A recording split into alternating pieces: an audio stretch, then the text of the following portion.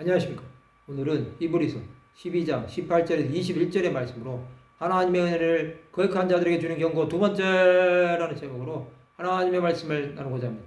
본 말씀은 너희는 만질 수 있고 불이 붙는 산과 침침함과 의함과 폭풍과 나팔 소리와 말하는 소리가 있는 곳에 이른 것이 아니라 그 소리를 듣는 자들은 더 말씀하지 아니하시기를 구하였으니 이는 짐승이라도 그 산에 들어가면 돌로 침을 당하리라 하신 명령을 그들이 견디지 못함이라. 그 보이는 바가 이렇듯 무섭기로 모세도 이르되 내가 심히 두렵고 떨린다 하였느니라.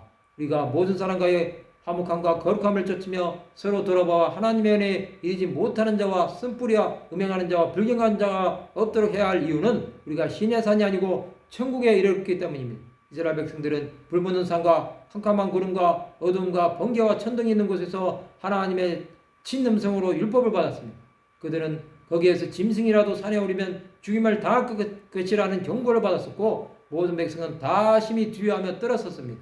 이스라엘 백성들은 하나님의 음성 앞에 나가지 못한 것입니다. 그들은 모세가 십계명을 받아 가지고 나올 때 아론을 충동하여 금송아지 우상을 만들어 숭배한 것입니다. 하나님은 그 백성들을 다 죽이시려고 했습니다. 그러나 모세의 기도를 들으시고 그들을 용서는 하셨습니다. 그러나 그 일로 3,000명가량이 죽임을 당했습니다. 하나님은 그 이름에 영광을 돌리지 않는 사람들을 죽이신 것입니다. 하나님께서 행하신 일은 아무도 대적할 수 없습니다. 그렇게 하면 죽음을 맞을 뿐입니다. 또 영원한 형벌에 떨어진 것입니다. 우리는 하나님 앞에 두렵고 떨리는 삶을 살아야 합니다. 그렇지 않으면 하나님의 진노에서 살 수 없습니다. 하나님께서 진노하시면 모든 것은 끝이 나는 것입니다. 하나님은 긍휼을 베풀 사람에게 긍휼을 베푸시고 심판하실 사람에게 심판하시는 것입니다. 하나님을 두려워했던 사람들은 하나님의 뜻대로 행함으로 멸망을 당하지 않았던 것입니다. 이스라엘은 광야에서 멸망을 당했습니다. 그러나 여호수아와 갈렙은 하나님의 뜻을 깨달음으로 가나안 땅에 들어가는 축복을 받은 것입니다.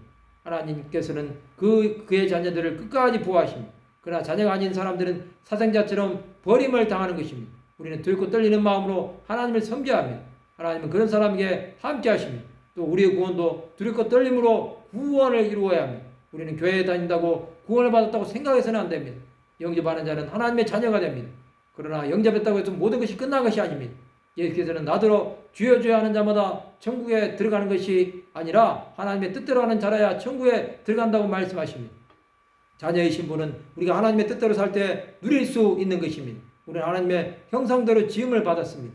우리가 받은 구원은 예수 그리스도의 보혈의 공로로 받은 것이라는 사실을 잊지 말아야 합니다. 하나님의 뜻을 이룰 때까지 달려가는 하나님의 백성들이 되시기를 바랍니다.